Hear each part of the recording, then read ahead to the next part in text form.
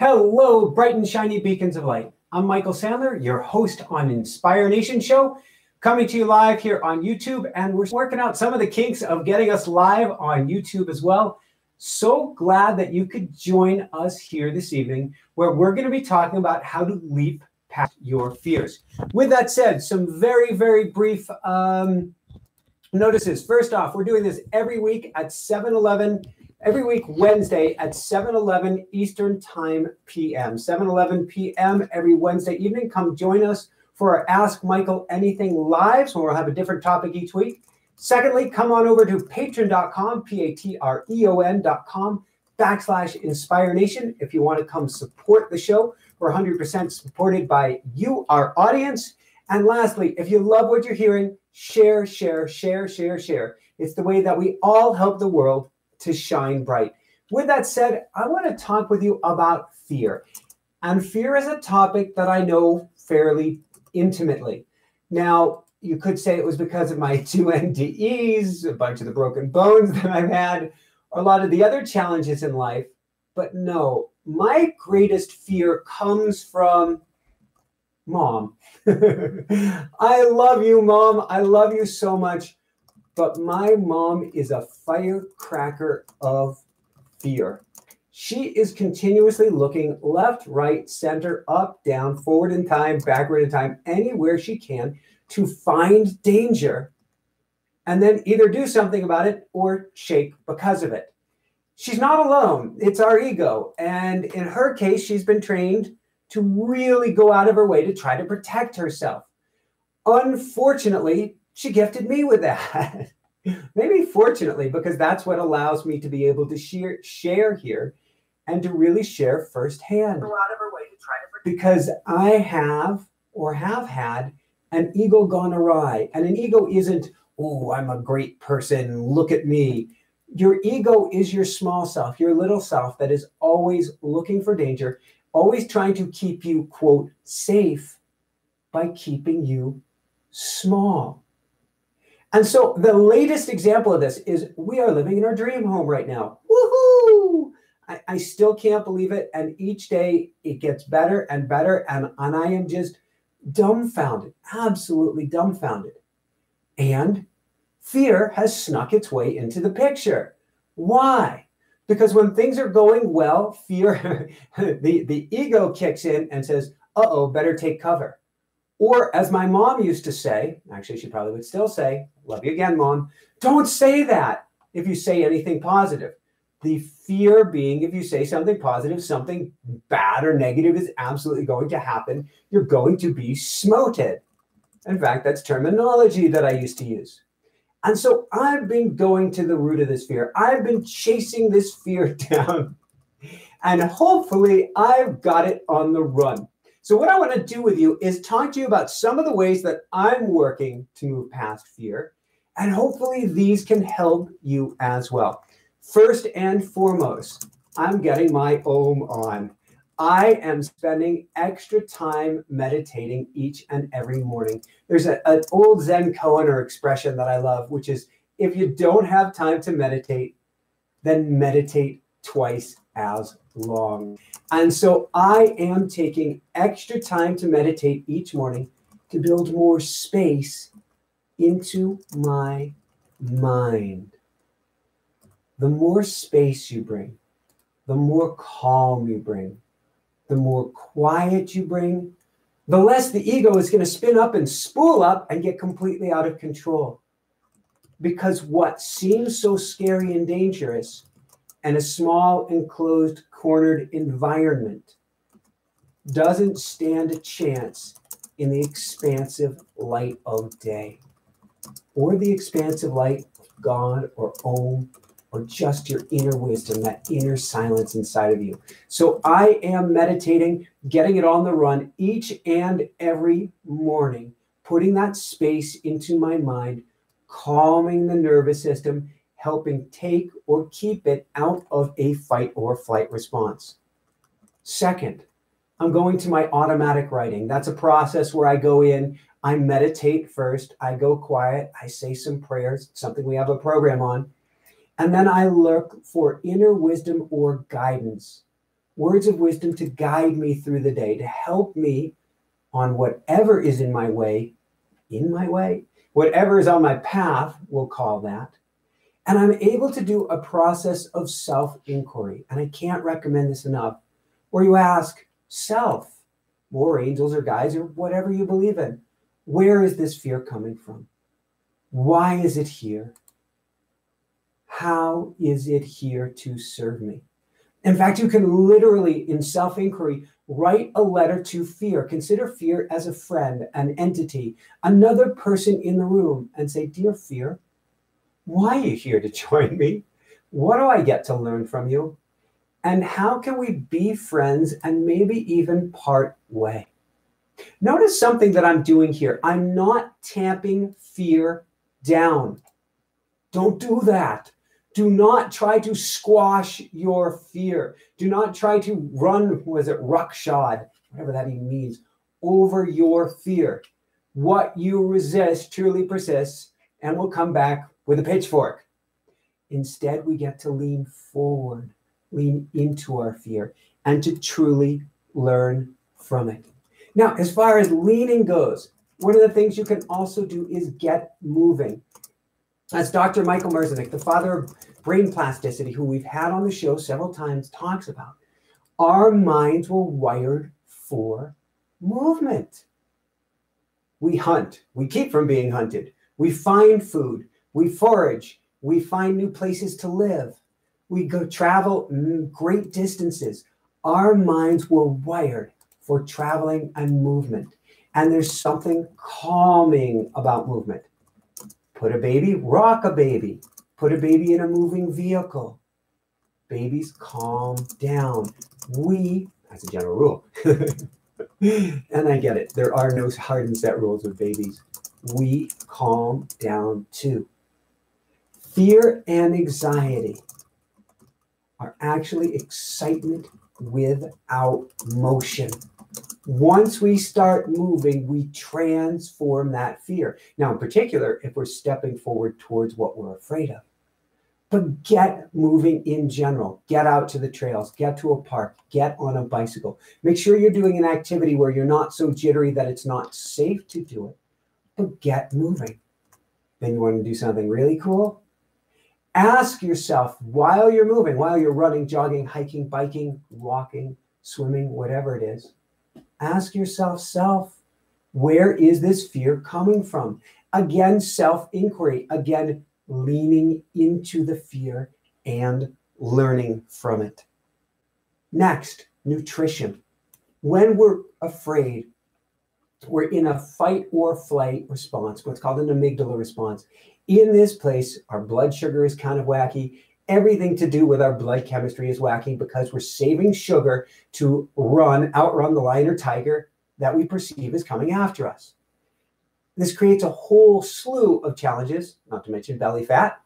It's crazy. Even if you're working out tremendously, if you're in a constant state of fear, you can be putting on weight because of the fight or flight response. From a nutritional point of view, what we don't want to do is feed it with sugar. Our blood sugar, when we're afraid, is already completely out of whack because your body expects you to sprint. If we then give it more sugar, it goes even further out of whack. We become less stable. I call it being spinny. We feel spun out, unstable, uneasy, and our minds are completely out of control. So the last thing in the world you want to do is fight fear with sugar. Instead, go to grounding foods, something heavier, something from the earth. This is a time to have a potato, not French fries, but a good hearty potato, something else that's a root vegetable that helps to ground you. Go for some nuts, a good, stable, long-burning fuel as well. Think of things that come from the earth and feel heavy to you. Those will help ground you. Now, I'm not talking about heavy protein and admittedly, I'm a vegan here, but even if I wasn't, I wouldn't be talking about going to your meats in this category because now we're taxing the system. We want to make it fairly easy on the system. All right, from here, we can look at getting grounded. Get your feet on the earth. Get your butt on the earth. Sit on the grass, particularly this time of year. You will feel this come over you. There's actually a whole science between the electrical connection of you and the earth, and you will start to feel much, much better. Breathe in and out through the nose. When you breathe through the nose, you're like a baby sucking on mama's milk or on a bottle. We're called obligatory nasal breathers at birth because in order to drink milk, we had to be able to breathe through the nose. When you go back to breathing nice and slow and deep down to the diaphragm, in and out through the breath, it calms everything down. Speaking of calming down, do EFT tapping, one of my all-time favorite tools out there.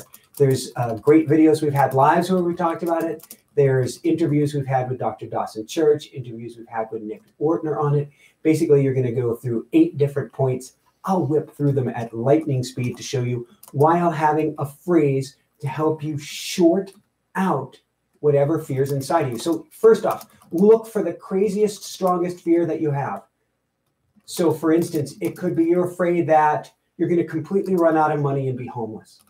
And so you would say to yourself, this is the Michael version, I love myself completely and fully, even though I'm terrified I'm going to run out of money and be homeless. You say, okay, how scary is that statement? 0, not scary at all. 10, you're going to run right through a wall and out of your house because you're so freaked out. And so you go, okay, it's an 8 or a 9. All right, so then what you do is you repeat that phrase in your mind to yourself many times, at least 3, 4, 5 times, as you tap on 8 different pressure points, acupressure points to short it out. We're going to do this really fast.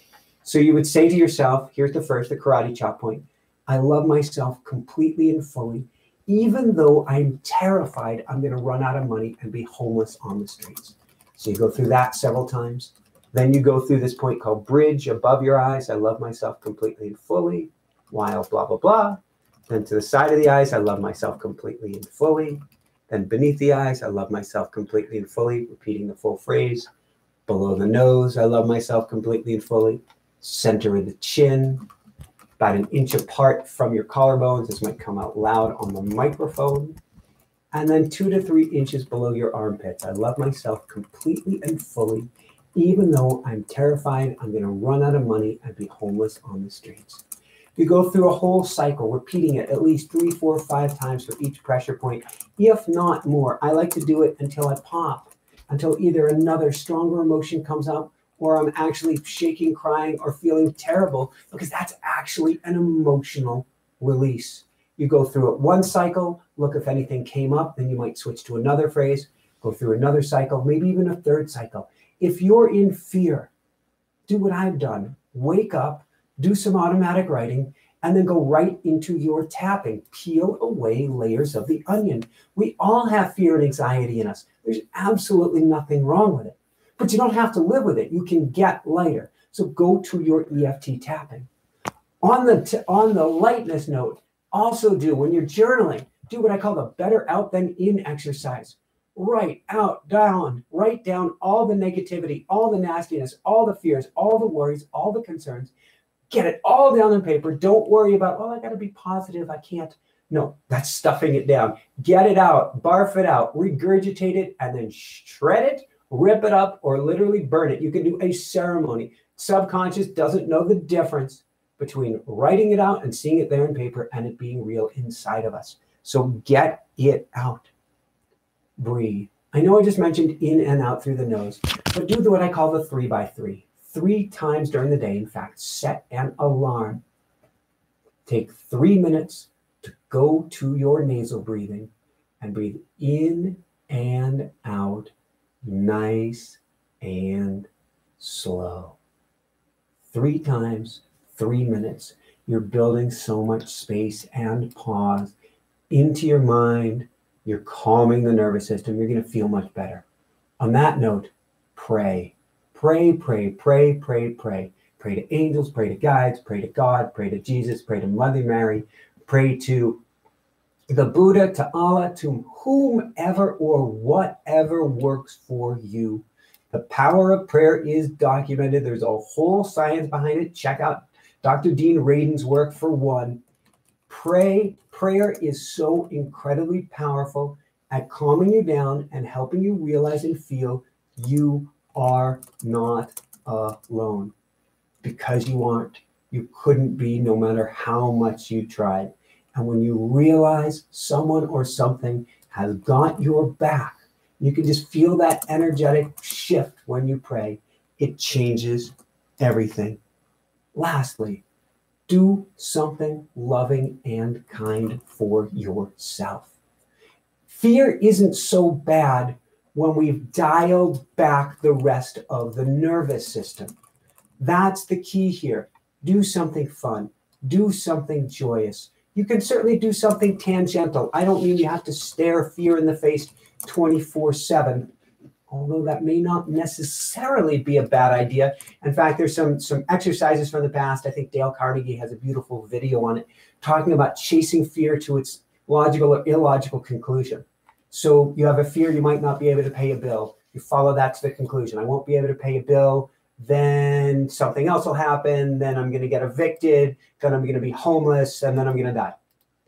And by following it to its logical conclusion, you can realize that it's really just the ego completely out of control. The chances are that worst case scenario isn't going to happen. And not to make light of it, you may realize that if the worst case scenario happens, at that point, there'll be nothing more to fear anyway. Crazy as that sounds. I want you to be as loving and kind and gentle to yourself when you are in a place of fear or when you have been in a place of fear. What you don't want to do is judge yourself for being afraid. Fear is there to serve us. Fear keeps us from the tiger. Fear keeps us from the lion. Fear may keep us from that angry boss or from making a terrible decision that could literally have us falling off a cliff. It's there to serve us. So there's absolutely no point in judging yourself, whether you're in fear a little bit or a lot of it. In fact, I'd say you don't have the right to judge yourself because you get to spend the rest of your life with you. You've got to treat yourself like the best friend in the world.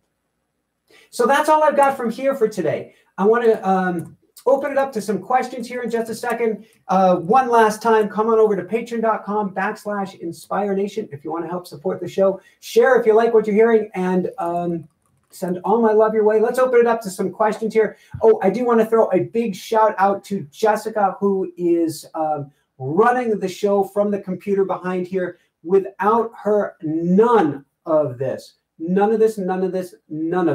would be possible. So I love you so much, Pookie. Thank you for running the show for us.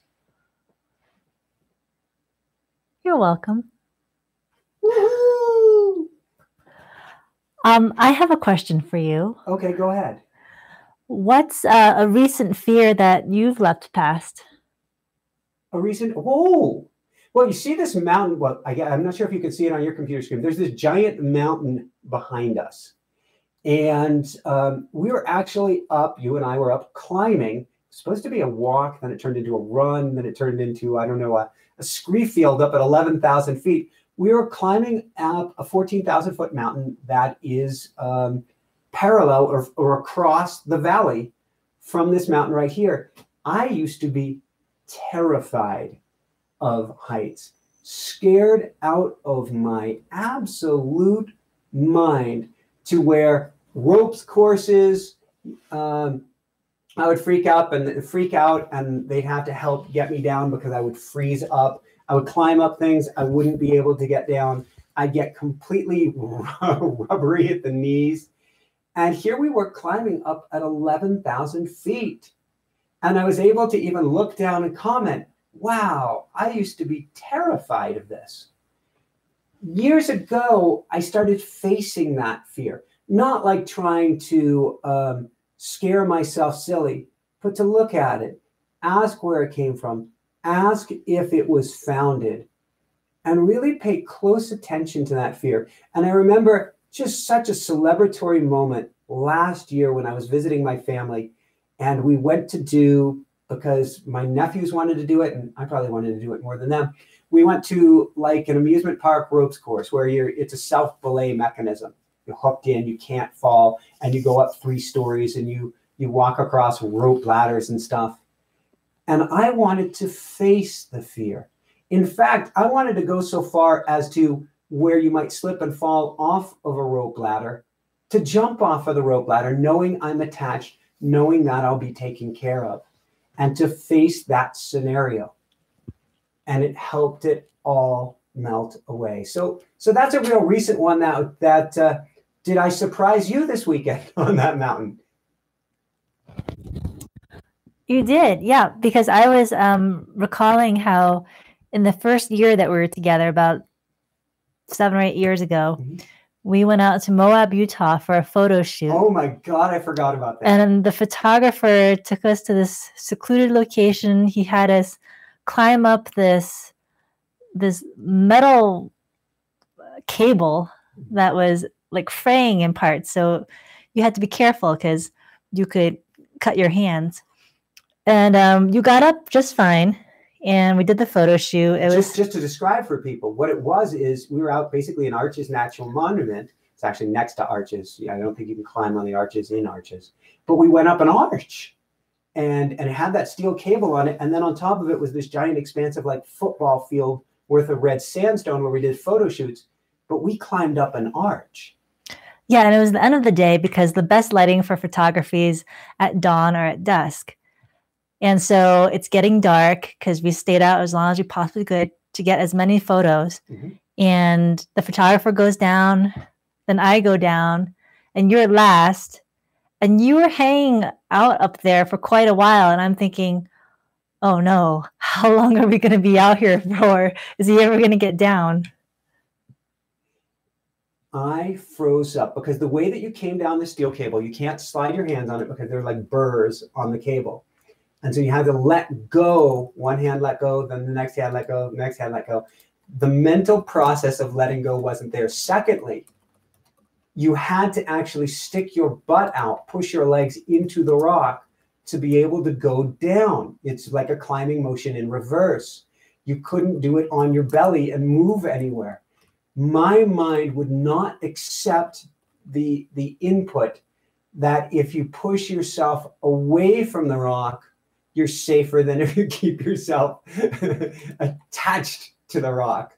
And so I was like a kitty up in the trees who couldn't let go to come down. And I don't know what miracle it took. I guess I probably went to a mantra, something that would have been good to discuss as well. I probably went to some mantra to get down. I really love mantras, but at the time I was just stuck. And when I got down from that, I had definitely, I was very humble, shall we say. Yeah. Well, I was impressed then that you actually got down, and I was very impressed this past weekend. So, well, this weekend was cool. The last thing I'll say about it is we lost the trail at about 10,500 feet. Trail was supposed to go to 11,500. I didn't realize that behind this ridge was another ridge, was another ridge, was another ridge, which led to 14,000 feet. So I thought we were close to the top. And so we went up this scree field, which is, pieces of stone anywhere from maybe an inch by an inch to little 5-inch by 5-inch blocks that are like a rock slide. And so you climb up it, it slides a little bit, but it doesn't go very far.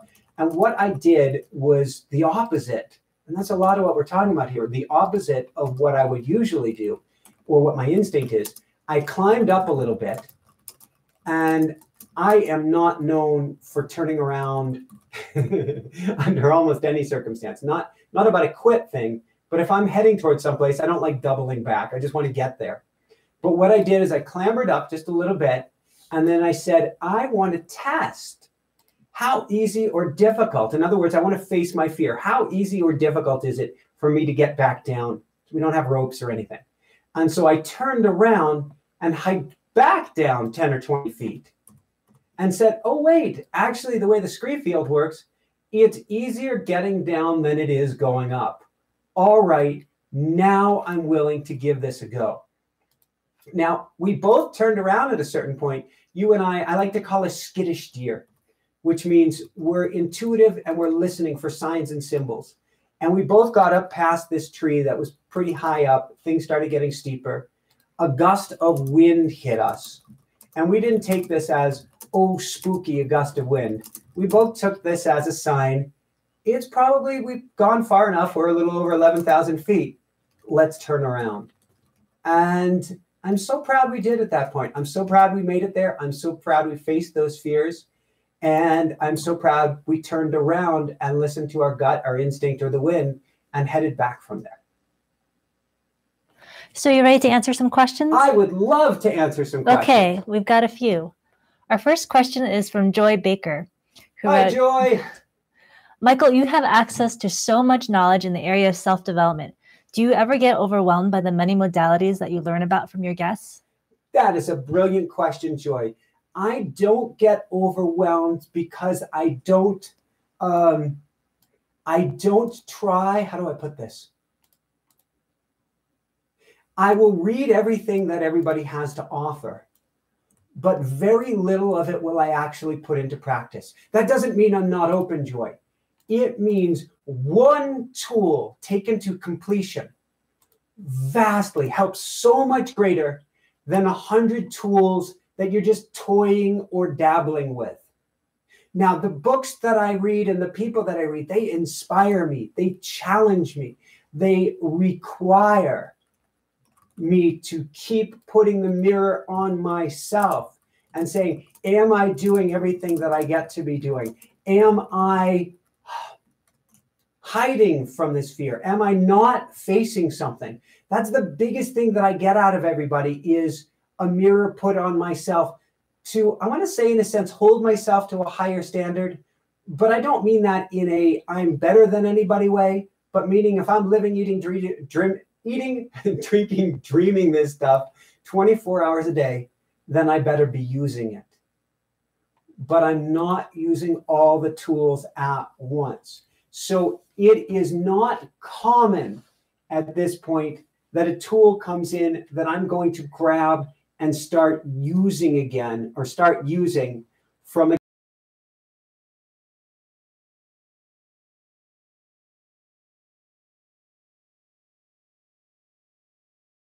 pause and listen really, really carefully. Mitch Horowitz, incredible. Matt Kahn, incredible. Grandmaster Kim, incredible. These are all recent guests who have absolutely blown me away. We had a llama on yesterday. She airs in a couple of days about bikinis. And so I was listening really carefully for Jessica. But the tools, I don't get overwhelmed because I'll plug in one at a time. What a brilliant question, Joy. And that's my recommendation for you, Joy. Take one tool, put it in, try it. If it's working, stick with it. If not, switch it for something else. Then you can add another piece to the puzzle and another piece. But slowly, or as I like to say, kind, gentle, easy, good, because this is a lifetime race. So you don't want to try to put all the pieces of the puzzle in at once. Just put one piece in well. Use that for a bit and then go for the next and then go for the next. So Joy had a follow-up question. Yeah. And there's a whole bunch. So let's try and keep it short and sweet. She asks, well, she says, thank you, first of all. Do you apply what you learn from your guests to your coaching? Oh, absolutely. Absolutely. Thank you for asking that, Joy. Yeah, that's where you're now talking about hundreds of different tools that I have access to. And I try to match the right tool with the right person. I'll put right in quotes. There is no such thing as a perfect tool. In fact, I was talking with somebody, I do a lot of coaching of coaches. And I was talking with somebody who's becoming a coach. Woohoo! And we were talking about how the idea that there is one perfect tool for somebody and that will fix everything, that's a complete and total illusion. You can guide, you can assist, you can offer different tools. Ultimately, at the end of the day, with a coaching client, decision is the most important thing in the world. and you help walk the person to the edge of that decision, but they can only step off of that precipice themselves. But I've gotten really good at pulling out the right tool at the right time from experience, from intuition, from really going quiet when I'm coaching. In fact, as I'm talking right here, I'm noticing I'm not looking at the camera much. And that's not a lack of eye contact that's going on. That's me kind of accessing my inner wisdom and going to a place, I don't know how to describe it, beyond thought, into that quiet bubble. And so I will do that. I'll be listening to a client. They're running into this challenge. They're running into that problem. They're struggling with a gray cloud that's over them. And I'm going, is this the right thing? Is that the right thing? I'll probably get it down to 1 or 2 tools. And then I'll go to one of my favorite tools, which is muscle testing. And what you can't see right here, you can't see my hands. I'm continuously muscle testing. Is this yes? Is this no? I can do a one-hand version as well. And so I'm continuously in a process of inquiry inside of myself, trying to be open and listen and hear what's the best tool or tools. And then maybe I will hone it down from there and then present that tool. I am, Joy, very careful, cognizant maybe is even a better word, not to overwhelm my clients. I always give homework. I love to give homework. It's where you learn the most. Some homework works great. Some homework doesn't work so well. Some homework clients won't even start. That's where you learn the most. There's no judgment in coaching, but what you learn when people don't do a homework assignment is you find where the emotional blocks and wounds are. Great, that's awesome. Old school coaching was, why didn't you do the homework? But that's not the kind of coaching that I do. I do the kind of coaching where if it didn't work, awesome. Let's learn from that. And it becomes so powerful. So going back, I don't want to overwhelm my clients. That's a key concern because you want to set them up for success. So you try to take it one piece at a time. You'll occasionally have a client where they're thinking too much. They're too much in their head. And they're saying, give me this, give me that, give me. And you have to be careful not to feed the mind. For a mind out of control is probably the most dangerous thing in the world, which is actually what we're talking about tonight. Fear is the mind out of control. And so you want to make sure that you don't put gasoline on the flames. Thank you, Joy. That was another brilliant question. Okay, thank you. Our next question is from Kurt Singer. Hi, Kurt. He writes, I just found you recently and you have some great guests, but where can I find out more about you, your NDEs, how you got to Colorado, etc.? Is there an episode somewhere? Want to know your story. That's a great question, Kurt. We have done, so there are a few about me pages, I believe that Jessica has made on Inspire Nation. In fact, she's got a really fun one that has like, I don't know, 30 or 40 or maybe more strange quirks and tendencies of me. Jessica and I, prior to this past, so about 365 days ago and before, we were doing probably about a once a month show where we did share some of our story. You can find that more on iTunes than on YouTube. Some of it's woven into our books, though not too much yet. More of it will be coming out in the future. And I'm kind of trying to rededicate myself now to actually be open to be interviewed so I can share more of my story. Something Jessica is gently urging me to do as well. I don't even know if urge is the right word, but would love me to do so that I can share my story with people. I do feel that's important moving forward.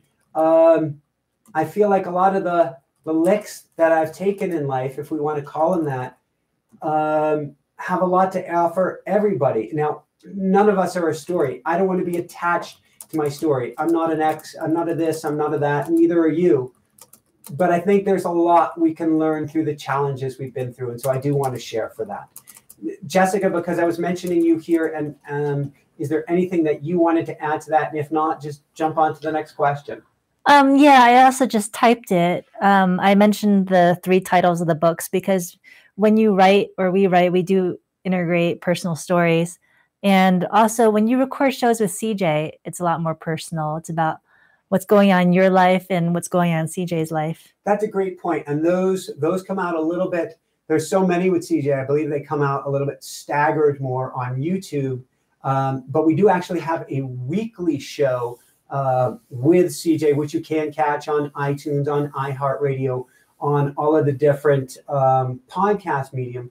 And there we are sharing a lot. In fact, we did share quite a bit on how we got to Colorado and all of the the adventures and kitty adventures along the way. And you can find that. You can also find that right on our website, inspirenationshow.com.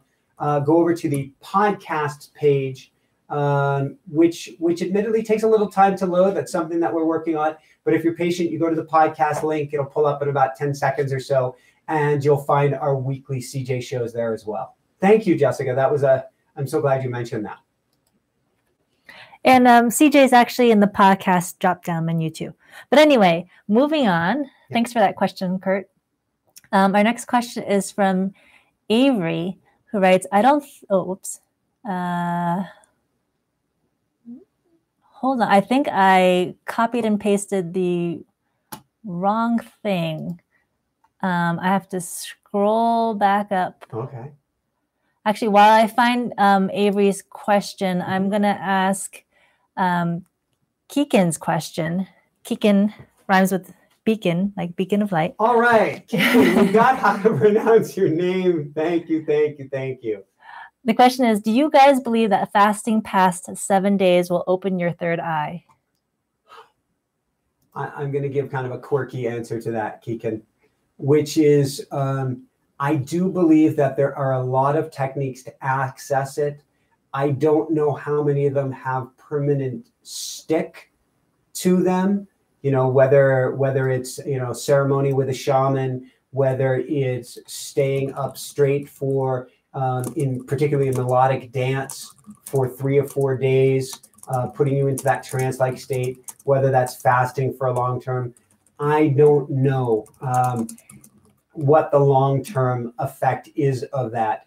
I'm always hesitant about the radical ones because of the changes it can do to the body. Long-term fasting can do some wacky things to the body. Does that mean you shouldn't do it? No, I'm not the expert. I would get an expert. I would only do it with an expert. But I'm always hesitant about the radical approaches. I'm much less into the pyrotechnics of spirituality rather than the slow and steady growth overall. Now, with that said, full disclosure, I've done ayahuasca ceremonies with a shaman, and I thought it was incredibly, and do think it was incredibly powerful and incredibly helpful. Was it necessary? No. Does it help you so much on a day-to-day basis? Not necessarily. I think it's sort of like meditating once a week or even going to a retreat once a year. It can be helpful. It can be very powerful, but it's about your daily practice. Now, with that said, the last thing I'll say on this, Keegan, is that since I have not been down that road and I don't know many people who have been, maybe you fast for 7 days, maybe your third eye is open, whatever specifically that means, and maybe it stays that way permanently. I can't say. With that said, you can work on that on a daily basis, sort of like I'm doing right now. I'm not consciously thinking about it, but I'm more looking for my third eye than I am my other 2 eyes. And I wonder where I am on camera today because of it. But you can work on opening your third eye on a daily basis just by bringing your attention and awareness to it and trying to see through that point rather than just seeing and hearing through your normal channels. It's a brilliant, brilliant question, though. And keep us informed. If you do go down that road, I would say kind, gentle, easy, good, and with an expert. Okay, thanks. I found Avery's question. Yeah. Avery has fear about starting a new job, knowing your family won't support you. Everybody you're telling is willing to help you out, but will kind of be in a hole financially. So if you have fear and anxiety about it, but everything is leading you to it, would you go for it? It's just getting out of that uncomfortable zone.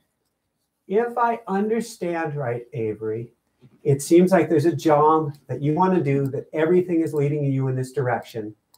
But if you tell your family about it, they may not be approving, and they may inadvertently or advertently gift you with tons and tons of fear. So my opinion on this is very, very, very clear. If you feel it with all that you got, even if it scares you silly, A, you probably get to step forward. B, don't tell your family yet. Get established, get comfortable, get in there first. I know with my parents, and I love them very dearly, if I tell them big decisions before I make them, they go into their fear place. They then gift me with their fear. And then I feel flipped upside down and backwards going, oh, you're right. What was I thinking? Why did I even consider that? In 2004, I did a 5,000-mile solo, unsupported, all by my lonesome 5,000-mile bike ride across the country to help people with learning disabilities and attention deficit disorder. I spoke to my folks on the phone every few days so that they didn't worry about me or anything. And I just told them I was out for a bike ride. I didn't actually tell them I was riding across the country. I didn't tell them that until I got to DC. I was on TV and I told my dad to turn on the TV. And he was blown away. And I spoke to my mom. She wasn't there at the time. I spoke to her afterwards. And she said, I'm so glad you didn't tell me during the trip. All I would have done was worry about you. So, am I guilty of not telling them the truth? Well, maybe guilt by omission. But there's a time and a place that you get to step forward first. You get to step forward into your power. And then you can tell the others around you. Then you can tell the ones that you love. But this is a decision for you and your life. Nobody else is in your shoes. Nobody else could be in your shoes. So nobody else knows what you're thinking, what you're feeling, or as I like to say, the gifts that are wrapped around your heart. They have no idea. Only you do. So if you feel it, I recommend you go for it, go for it, go for it. Then share afterwards. Only exception to that, if this was a life-threatening situation, which is probably not what the job is, or something where your health is at stake and you need to tell them, that's a very different story. You want your family to have your back. But barring that, I would say you breathe deep, you feel that flutter in your belly, which is not necessarily a bad thing. You're going to flutter before the roller coaster ride just as well, and step forward into your future. Brilliant question. Thank you for asking. Thanks. Okay, our next question is from Clarissa from London. Yeah. Hi, Clarissa. Who is watching for the first time. Any suggestions on how to deal with social anxiety and fear of people and connecting to them? Oh, that is a brilliant, brilliant question. That's a lot of the work I do. Social anxiety is one of the, I'm not going to go and call it fun, but it's the most, when I see people coming out of the cocoon of social anxiety, I am absolutely over the top. There are lots of pieces. Let's see if I can go through a few of these really quickly. One, how much can we dial back the fear or the anxiety in every other area of your life? Two, how much can we look at emotional wounds and loss from the past? Get a beautiful book by Dr. Bradley Nelson, Emotion Code. Can't recommend it enough. Do EFT tapping as well, but really try to get at the root. Is there an event? Is there a situation? Was this something that came to you from your family? Try to learn what the origin story is behind your social anxiety.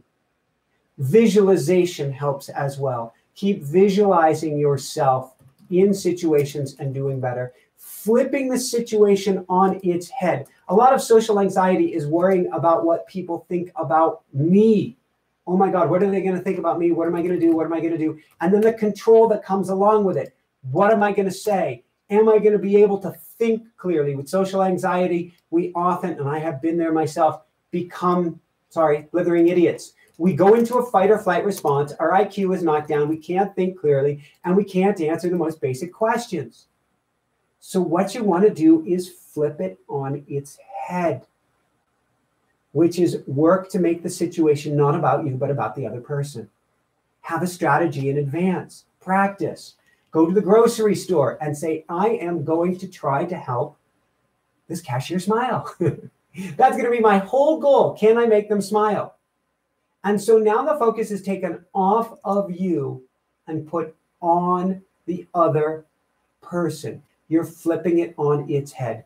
There's so much more with social anxiety. I would say it's one of those areas you be extra kind and loving and gentle with yourself. Social anxiety doesn't usually change, doesn't usually change overnight. It may be through an energy release technique that you can change it overnight. Usually it takes time. You're growing comfortable with yourself. You're trying out new tools. You're trying out new skills. It's like learning to ride a bicycle all over again.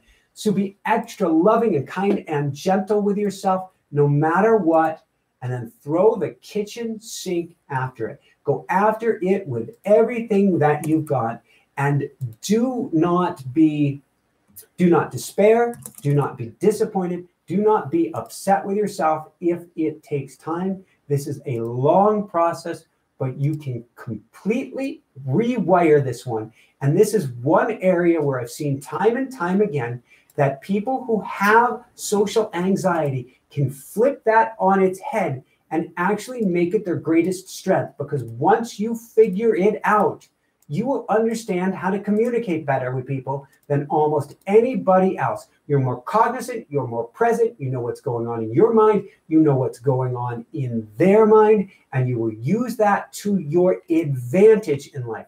Is it a gift? Absolutely. Is it a curse? It's a royal pain in the butt, no pun intended, until you figure it out. But you will. Love yourself, love yourself, love yourself.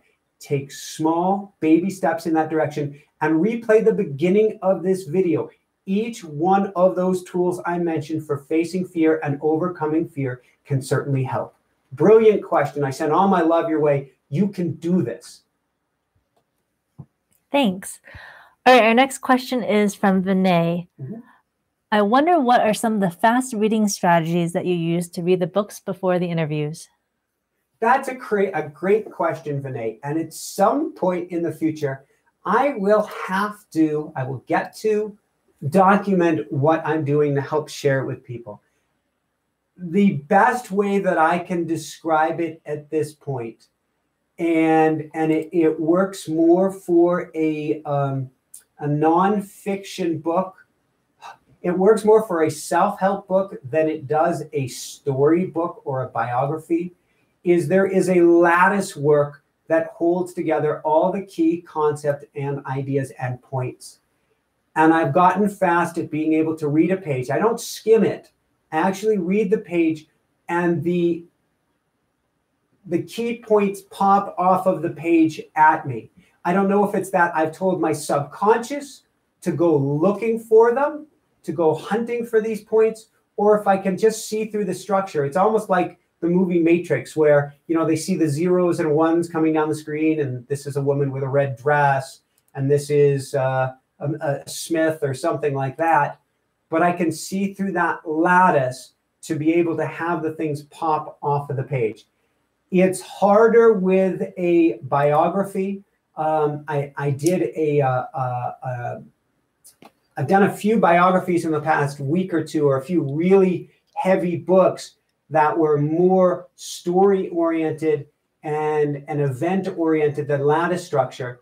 And I do notice that I move through them much, much faster than I've ever read. And I don't know how much of that is just working and strengthening that muscle. But I can't say that I have a specific technique that's teachable for a biography yet at this point. But I'm also watching myself, particularly because for whatever reason, well, specifically because we've moved to this house here, and so we wanted to make sure financially we're very secure. I have had to up my A game in my reading speed.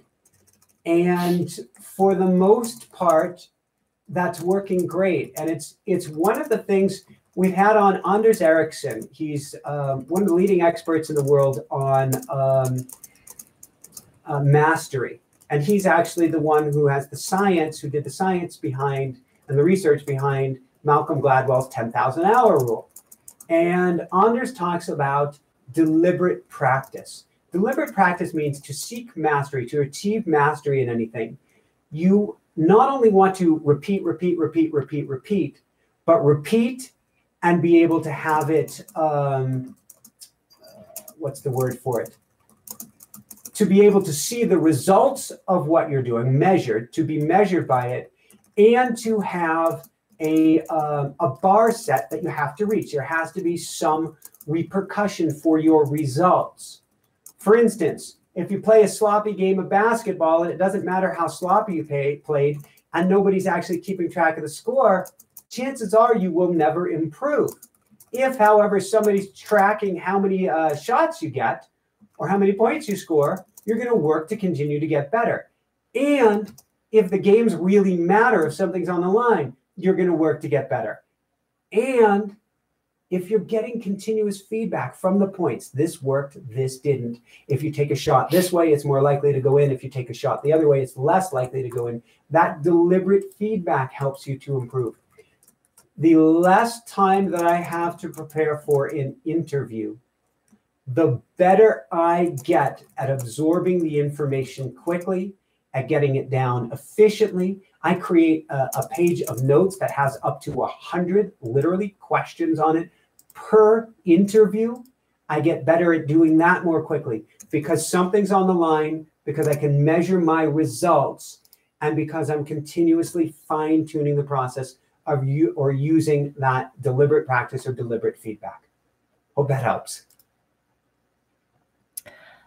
Okay, thank you. Our next question is from Michelle Pino, who asks, how can you differentiate between fear that is to protect you versus fear you need to overcome? That's a great question. And I might have you repeat that in 1 second. I wanted to make a note, since we're talking about reading books often, that on YouTube, we come out with, I believe it's 2 to 3 shows a week. But on iTunes, iHeartRadio, all of those things, we're actually coming out with 4 or 5 shows a week.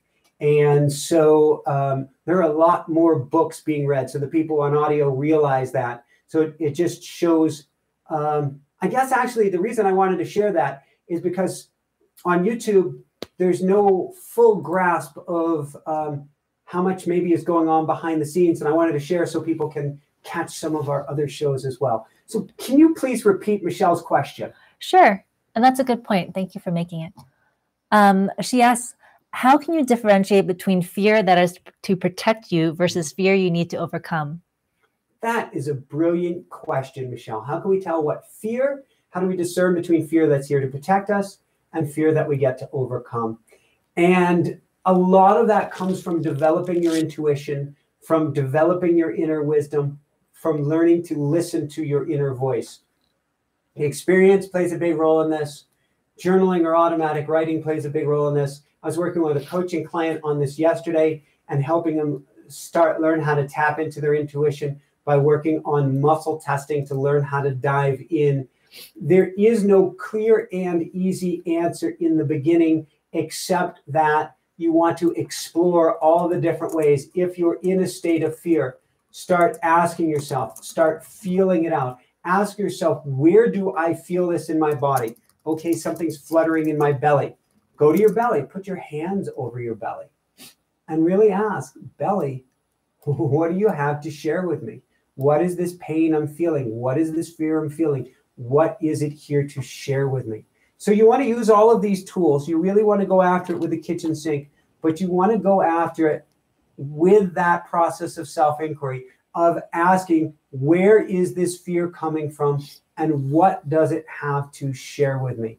In the beginning, when you face fear, I'm not going to say, face the fear and do it anyway. It's a catchy slogan. I would say, face the fear, learn from it, lean into it, feel about it, and then make a heart-centered, or what I call open heart warrior decision, whether it's in your best interest to step forward or not. Notice what I didn't say. Think about the fear. Discern about the fear, disseminate about the fear, or dissect the fear. All of the things having to do with the head will never give you the answer when it comes to fear, because all fear is in the mind. And so we have to go supramind, beyond mind, above mind, even under the mind, inner wisdom, to be able to feel out what's the right decision to make and what that fear is there for. Beautiful, beautiful, beautiful question. Thank you. Okay, our next question is from Simply Faye, who says, "Hi, Michael. How do you overcome a loss?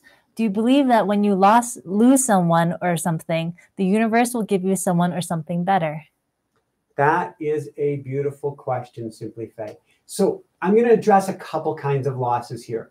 First, there is the loss of a child, a pet, a loved one, which is a passing away.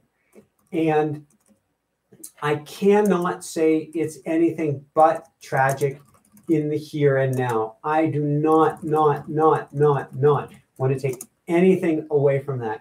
And that is a long healing process. And I think we've had several beautiful guests on the show talking about loss. In fact, there was a rabbi. Do you remember the rabbi's name by chance, Jessica? Was it Steve? Steve Later? Yes. Rabbi Steve Later. Brilliant, brilliant interview. Can't recommend it enough. So when that type of loss happens, you can use all of the tools to help you. Time is going to be a big piece of it. And you do get to go through this whole process. I don't want to say, I truly believe everything on some spiritual level happens for a reason, and that everything can be here to serve you. But I don't want to take anything away from that loss. And if you've lost a loved one or a child, I don't want to say, oh, something great is going to come of it. That is the most callous thing in the world. And at the same time, if you're to survive, something really special can come of it. It becomes a choice. This is not a judgment thing. You're a great person no matter what road you choose. But something really special can come out of it over time. It will never fill the hole of that loss. That loss is that loss. Now, I'm very spiritual. I'm way down the woo-woo rabbit hole. And I truly believe there is no such thing as death. In fact, this lifetime to me is a fractional blip on the radar screen or timeline of eternity. And so we will absolutely positively see those loved ones in our lives again. But that still doesn't take away from the loss now, here in this moment. So that's the loss, like a passing away. Now let's talk about a loss, a divorce, a breakup, a tearing apart of some sort of a relationship. And I do believe also these are choices, how we face them. But I will be not so much callous, but I will say that every one of these losses has a tremendous opportunity to do something incredibly special in our lives.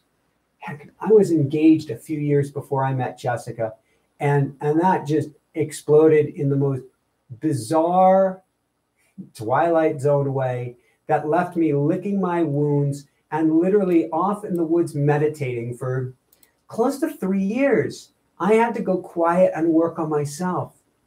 Thank God I did, because had I not worked on myself, I wouldn't have been at the very bottom baseline of where I might have been acceptable for Jessica. And I could prop myself up and say, oh, I was doing really good. But since she's right across the room from me, but with that said, what a great gift that was. I don't know how my life would have turned out with this other person. I can see all of the potential challenges, but I can also see that she came into my life to guide me, to help me, to set me on my path, even through the breakup, even through the wounds, even pass. And particularly if you work on yourself, and you wouldn't be listening to this show if you weren't working on yourself. If you work on yourself, something or someone, I know it's callous, I really don't mean it this way, much more in alignment with who you are, and where you want to be will come about. I have seen this over and over and over. In fact, I can't think of a single situation where this hasn't happened if the person is willing to dive in and say, I am going to work on me now. It's me search time. Let me see what I can do about myself. And as their energy comes up and as they begin to heal, they attract in the people that they want in their lives. Last thought on this. I was mentioning emotion code. I was mentioning tapping earlier.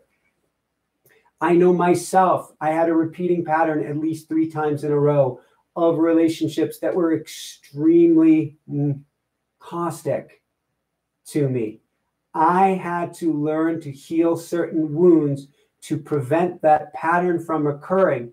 And truth be told, I even tried to repeat that pattern with Jessica, but she said, no, ain't going that way. You're going to heal yourself or I am out of here.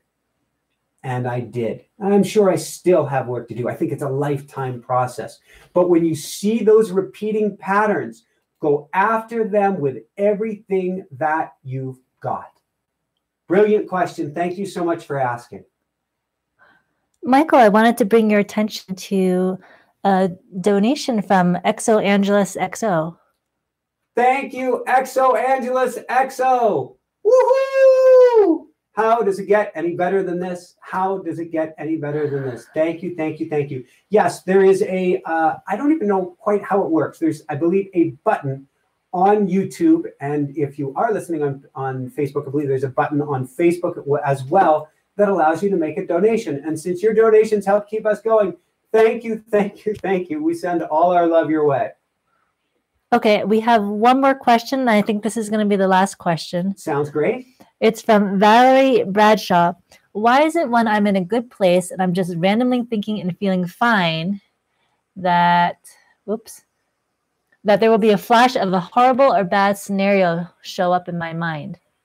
That is a brilliant, brilliant question. Why, when you're having such a good moment, does such a bad moment flash across the screen of your mind? That's the ego going looking for danger. Ego's wacky. Ego's crazy. But ego is really, in my opinion, there to try to serve us and help keep us safe. It just doesn't care whether we're large, small, or in a sense, almost pinned under a truck as long as we're still breathing. Even that's debatable. With that said, your mind is going looking for danger. If it doesn't see any around, it doesn't go, hallelujah, the world is great. It then expands the radius of the search until it finds something outside or literally inside, even in the mind, to be afraid of. Why? Because if it can find something to be afraid of, then it doesn't, in a sense, this is going to sound crazy, have to worry anymore about being pounced by a lion or a tiger. It already knows what the lion or tiger is and can take action accordingly. So if it doesn't have something to focus the fear on, it's going to find something that will make the ego feel safe. Our minds are crazy. They're nuts. The scenarios it comes up with, you're like, you're going to lock me up 100 times over if I ever disclose what's going on in my mind. That's the ego. It is continuously creating scenarios, creating images, doing things that take us away from the present, from the perfect present moment, which really every moment is, even in its imperfection, even in its fear, even in its waves of emotion. So when the ego kicks back like that, and I had the most amazing day climbing with Jessica on Saturday, and then Sunday, a trigger hit me, and ego's going, look at this, look at that, look at the other thing, look. And my ego is trying to have a pity party. For a few hours. The best I could do was observe it. Wow, that's nuts. That feels awful. But I could observe it. I couldn't take real action on it, but I could observe it. And then I was able to dissect it and let it go without judgment, without being upset that I'm upset, and with the complete and total understanding that this too shall pass. If you have a beautiful moment, and then you have a terrible moment, understand that's your ego, and this too shall pass. Brilliant, beautiful, beautiful question. Jessica, are we good here? Anything, any last words you want to share with people, or things that we make sure that we say? I think we're good here.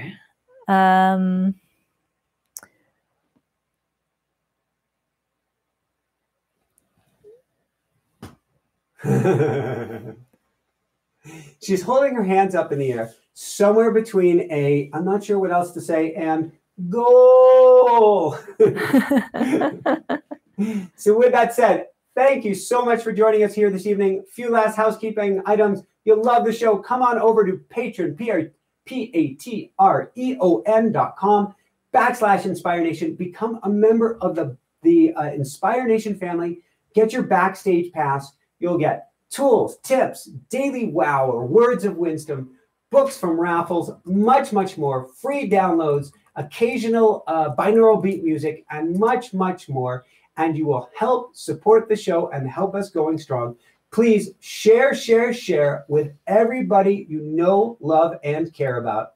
It's part of me that's going, would you want to share it with somebody you don't care about? Yes, that's going to help the world to truly shine bright. Share it with everybody you know without hesitation.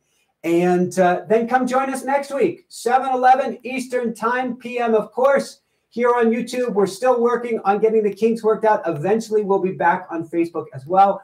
Want to send all of our love your way, and above and beyond all else, shine bright. Woohoo! Now I have to embarrassingly find where the off button is.